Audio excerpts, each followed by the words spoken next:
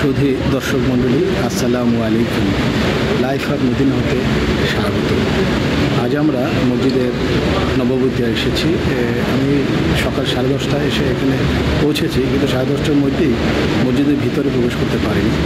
এরপরে আমরা আমাদেরকে মসজিদের রুফটপে ছাদে আমরা আসতে পারছি। 10:30টার আগেই মসজিদ ভিতরে বন্ধ হয়ে গেছিলো, 10:30টার পর থেকে ছাদে এসেছে। তো একটা খুশির খবর হলো, এখন আর তোয়াক্কা না চেক হয় না। আপনারা সরাসরি মসজিদে আসতে পারবেন, নামাজ পড়তে পারবেন, এবং সাথে সাথে বাচ্চা থাকলে তাদেরও এখন মসজিদে প্রবেশ করতে দেয়, যা কিছুদিন আগেও, গত 2 দিন আগেও ছিল না। মসজিদের বাইরেই বাচ্চাদের রাখতে হতো। এখন মসজিদের ভিতরে আমরা বাচ্চা নিয়ে আসতে পারি এবং এখানে নামাজ পড়া যায়। তো আজকে এই যে ছাদে এসেছি, ছাদে আপনাদেরকে ঘুরিয়ে আমি ছাদের সব পরিবেশটাকে দেখাবো। এখানে সবচেয়ে মজার ব্যাপারগুলো যে মসজিদের গম্বুজটা রয়েছে, কতগুলো গম্বুজ রয়েছে যেগুলো চলন্ত গম্বুজ, সেগুলো আপনাদেরকে আমি দেখানোর চেষ্টা করব। আপনারা সেগুলো দেখবেন, এবং রুফটপে চমৎকার পরিবেশ, খোলামেলা পরিবেশ। এখানে আপনাদের আমার আশা করি আপনাদের ভালোই লাগবে। আসুন আমরা ঘুরে দেখি। এই যে গম্বুজটা, এই গম্বুজটা কীভাবে খোলে সেটা আপনাদেরকে আমি দেখাবো।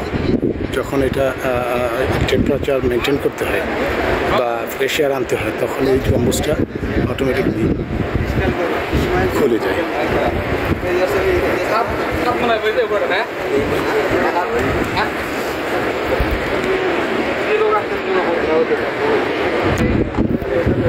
এটা খুলে এদিকটায়, এইখানে যে উপরে যে লাইনটা দিচ্ছেন, এই যে লাইনটা এদিকে চলে আসে, এদিকে চলে আসে,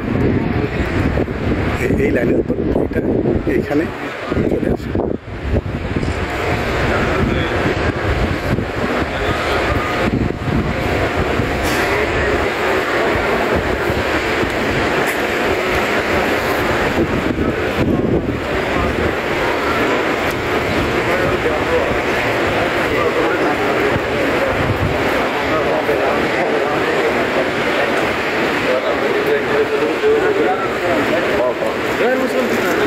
এখানে আজকে অনেক লোকই আসতেছে রুফটপে, তারা সব দেখতে।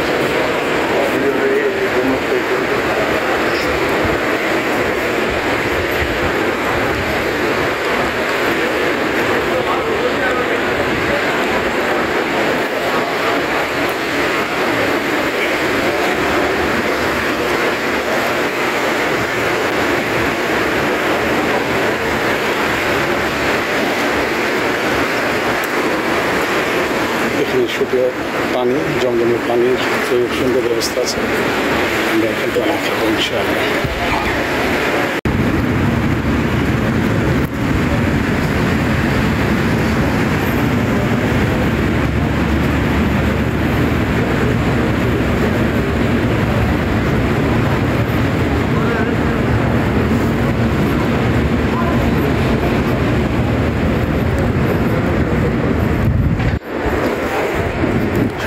এই যে মসজিদের পিছনে যে হোটেলগুলো, সেগুলো আমরা দেখছি।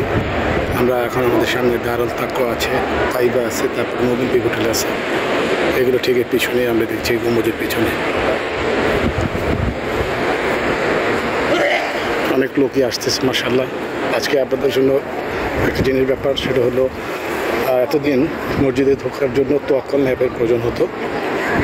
আলহামদুলিল্লাহ এখন ওই সেই অ্যাপের দরকার হয় না, এবং বাইরে মাস্ক না পরলে চলবে। শুধুমাত্র মসজিদের ভিতরে যদি প্রবেশ করি, মসজিদের ভিতরে শুধু মাস্ক দরকার আছে, তাছাড়া বাইরে আর মাস্ক থাকবে না। আমি আজকে আমার এই হারামের পার্কিংয়ে এসেছিলাম, সেখানেও কখনো চেক করা হয়নি, সরাসরি আমরা পার্কিংয়ে আসতে পারছি। 10:30টার মধ্যে মসজিদের ভিতরে ঢুকে গেছে। 10:30টার পরে মসজিদের ছাদে এখন আমরা আসছি। আর যারা এরপরেও আসবে, হয়তো তারা মসজিদের বাউন্ডারির মধ্যেই ঢুকতে হবে, তারা বাইরে পড়তে হবে। এটা আগেও ছিল, এই নিয়মটা আগেও ছিল। অর্থাৎ আমাদের এখানে এখন অনেকটা সাধারণ পরিবেশ, সেই আগের পরিবেশে ফিরে এসেছে। ইনশাআল্লাহ এই রমজানের মধ্যে আরও সুন্দর পরিবেশ চলে আসবে, আগের মতো সেই পরিবেশ চলে আসবে ইনশাআল্লাহ।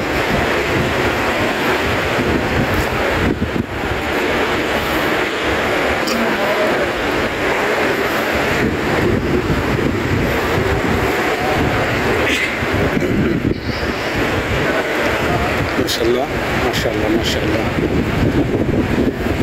আমরা সাধারণত এদিক থেকে আসতে পারি অথবা ওদিকটা থেকে আসতে পারি।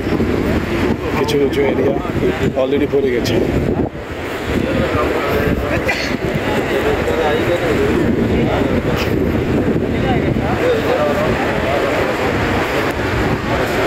সবাই আমরা এখানে এই যে 22 নম্বর গেট থেকে উঠেই এখান থেকে স্কুলেটারে উঠতে হয়, স্কুলে উঠে উপরে আসতে হয়। মসজিদে এটা প্রবেশ পথ প্রত্যেকটা গেটে এরকম আমরা দেখবো ইনশাআল্লাহ।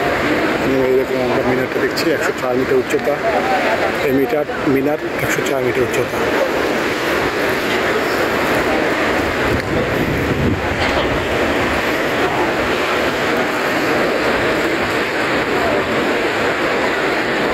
কিন্তু আমরা চিনি সেটা নামাজের জন্য এবং নামাজের আগে খুঁজতে হবে, এই সবগুলো আপনাদের শোনানোর চেষ্টা করবো ইনশাআল্লাহ। আমার সাথেই থাকবে। আরেকটা ব্যাপার লক্ষণীয়, সেটা হলো এখানে আগে বাচ্চারা ঢুকতে পারতো না, এখন আলহামদুলিল্লাহ ছোটো বাচ্চারাও মসজিদে আসছে। তারা মসজিদে বাপ মার সাথে এসে নামাজ পড়তে পারবে ইনশাআল্লাহ। এটা খুব ভালো দিক।